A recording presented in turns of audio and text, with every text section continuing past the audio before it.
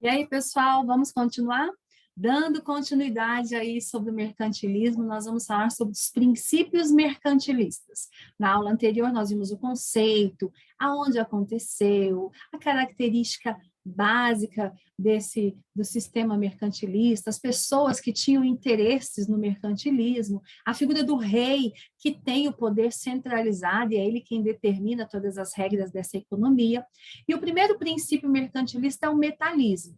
Nesse princípio, uma nação, ela é rica, né, pelo tanto de ouro e prata que ela possui. Então, o que determina a riqueza de uma nação, né, se ela é próspera, se ela é poderosa, vai ser a quantidade de ouro e prata. Né?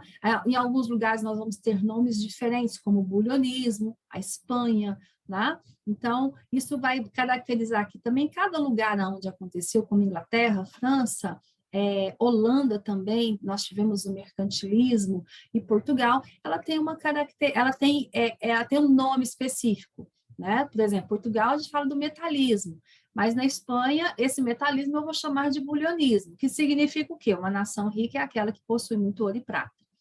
O segundo princípio é a balança comercial favorável. Uma nação rica que tem ouro e prata, é uma nação que tem a sua balança comercial favorável, aonde a prática é vender mais e comprar menos. Então, o princípio é exportar mais do que comprar, do que importar. Isso faz com que essa balança seja favorável. Outro princípio nós chamamos de protecionismo. Esse protecionismo ele fala em taxar produtos importados, valorizando a venda de produtos nacionais. Então, isso ocorre lá na alfândega. Isso ocorre lá no momento em que o produto importado ele vai entrar dentro da nação. O que eu faço para valorizar o produto nacional, aquele que eu estou produzindo? Eu vou fazer com que o importado entre mais caro. Então, eu tenho que taxar, tenho que colocar taxa, tenho que colocar o preço nesse produto importado, para valorizar o meu produto e fazer com que o meu povo compre o produto da sua nação. E o colonialismo é colonizar o território. Você vai ver que na aula anterior sobre o mercantilismo, nós vamos falar que essas metrópoles, essas nações ricas, elas vão buscar enriquecimento no comércio e também nas colônias. Então, para buscar mais recursos, para explorar aí, extrair o ouro, a prata, fazer com que esse território seja, para que ele possa ser para que possa ser uma nação rica, eles vão colonizar o território para buscar esses recursos para o seu enriquecimento. E o principal foco, o principal objetivo dessas nações é encontrar o ouro e prata, porque ela é rica pelo ouro e prata que possui. Tudo isso só era possível por meio de uma forte intervenção do Estado. Tudo isso só vai acontecer porque tem uma permissão do rei, porque tem uma intervenção, porque o dono da colônia é o rei, mas ele vai permitir esse comércio e vai promover esse processo de exploração da colônia para enriquecimento do seu país, certo? Continuando aí, os princípios aí, a gente tem características, algumas imagens, né, que eu coloquei sobre esse metalismo, né, eu coloquei aqui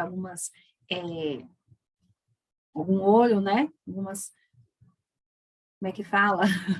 Olha só o professor esquecendo aí, barras de ouro, porque a gente sabe que essas barras de ouro, esse ouro encontrado, vai se transformar em moeda e vai fazer essa nação rica. Olha a balança comercial, exportado mais e importar menos. Eu vou ter que exportar o máximo. Então, eu tenho que pesar as exportações e diminuir nas importações.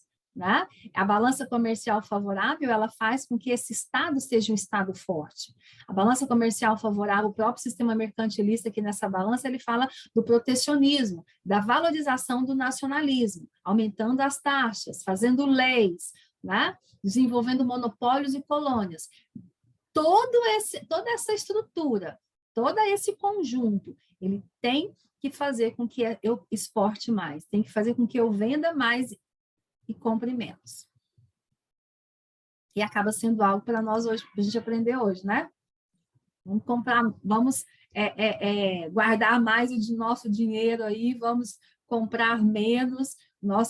O intuito é guardar, o intuito é fazer com que a gente proteja, né, esse mercado. No protecionismo alfandegário, que eu expliquei para vocês, olha só, coloquei assim, ó, dentro da uma brincadeirinha aí. Ou paga a taxa alfandegária ou aqui gringo não entra, mostrando justamente a criação de impostos para evitar ao máximo a entrada dos produtos vindos do exterior. Aí eu volto lá na balança comercial favorável, exportar, vender mais e comprar menos. Isso também era uma maneira de estimular a indústria nacional, né? E evitar que a moeda saísse para outros países.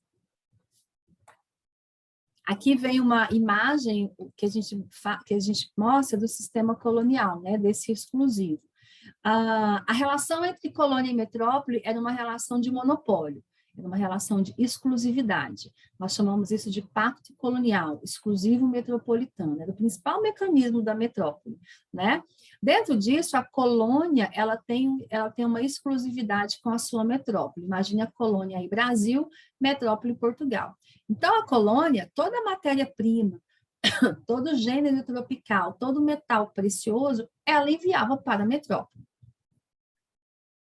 Em contrapartida, todo o consumo de manufatura, tudo que a colônia precisava, tecido, roupa, né, comida, tudo que a colônia precisasse, ela só compraria da metrópole. Isso é um exclusivo, ela tinha uma exclusividade, certo? Dentro dessa exclusividade, a metrópole, né, pensa aí Portugal, ela tinha todo esse monopólio sobre a colônia. A metrópole em si, uma vez que ela tem o metal, uma vez que ela tem a matéria-prima, o gênero tropical, ela comercializa com quem ela quer. Afinal de contas, ela é metrópole. Ela compra a manufatura da Inglaterra para levar para sua colônia, mas somente a metrópole tem esse relacionamento com a colônia, correto? Isso a gente chama de exclusivo. Tipos de mercantilismo. Você vai lembrar que quando falamos do metalismo, né, cada nação tem uma característica. Metalismo ou bulionismo, ele quantificava a riqueza de acordo com a quantidade de metal precioso possuído. O metalismo ou bulionismo, ele é típico de Portugal e Espanha. Na França, nós tivemos o que a gente chama de colbertismo ou mercantilismo industrial.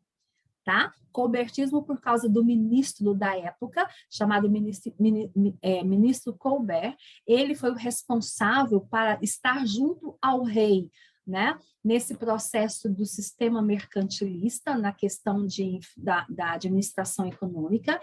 E esse tipo de mercantilismo visava abastecer o mercado com produtos manufaturados e diminuir as importações de outros países europeus. É engraçado que a França, esse mercantilismo industrial, ele vai investir em manufaturas.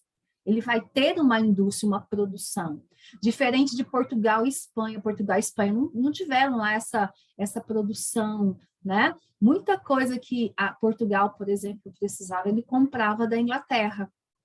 Acabou que não investiu nesse processo de produção manufatureira, tá? O mercantilismo comercial e marítimo, que baseava-se na teoria de comprar barato e vender caro, a Inglaterra tem essa característica. A Inglaterra, a Holanda, né, essa característica do comércio marítimo, né? A Inglaterra vai se enriquecer muito nessa época, usando disso. Ela comprava muito barato, por exemplo, de Portugal, pelo Tratado de Methuen, de panos e vinhos, o pano, o tecido, ela vendia muito mais caro, né? Vamos corrigir. A Inglaterra, ela vendia muito mais caro o tecido para Portugal e comprava o vinho português por um preço muito mais barato, né? Corrigindo aí a nossa fala anterior. Então, nesse processo, né, esse comprar barato e vender caro, a Inglaterra lucrava. Ela lucrava porque ela vendia muito caro o tecido e ela comprava muito barato o vinho, ficava uma dívida. O ouro extraído do Brasil, como nos conta a história, ele era, né, parte dele era para pagar contas com a Inglaterra. Tá? Aí a gente fala aí, esses países, o que eles adotaram, a Espanha, o bulionismo, o metalismo, prata e ouro da América, a França, o cobertismo, a manufatura. A Inglaterra, o fortalecimento do comércio, manufaturas e pirataria, sim. A Inglaterra praticava a pirataria, ela permitia os piratas de roubar os navios no Oceano Atlântico, né, numa forma de enriquecimento. Portugal é o metalismo, e Portugal tem uma importância muito grande no comércio com as Índias, tá? Com a agricultura e o metalismo no Brasil. Portugal buscava especiarias nas Índias. E o Brasil, a princípio, ele vai produzir cana-de-açúcar. Tempo depois é que nós vamos ter aí o ouro. A Alemanha, o cameralismo de Camer, que era a produção do trigo, que era uma prática também mercantilismo, e a Holanda esse comércio e manufaturas. E nós encerramos aí, né, com um mapa mental, um resuminho daquilo que nós vimos, né, sobre esse assunto. O Estado absolutista é o Estado sustenta a nobreza estava junto ao rei, a nobreza tinha privilégios, bem como a igreja, né? O Estado apoia os negócios da burguesia. O que acontece? O Estado precisa da burguesia que tinha dinheiro para investir nessa expansão, para investir nesse mercado, para receber em troca impostos. E com isso tudo, o Estado, ele também sustentava a nobreza vivia às custas do Estado, tá? O Estado absolutista desenvolve a prática do mercantilismo, onde o objetivo é o entesouramento dos metais preciosos, isso fortalecia o poder real, uma nação é rica pela quantidade de ouro e prata, e os meios que ele utiliza vai ser o protecionismo, o colonialismo, a pirataria e a balança comercial favorável. Né? Isso são características gerais, num resumo, que fala sobre o absolutismo e o mercantilismo, ok? Nós encerramos por aqui. Bom estudo, acompanhe aí, e dúvidas, vocês podem me procurar que nós tiramos todas as suas dúvidas. Até mais, tchau, tchau.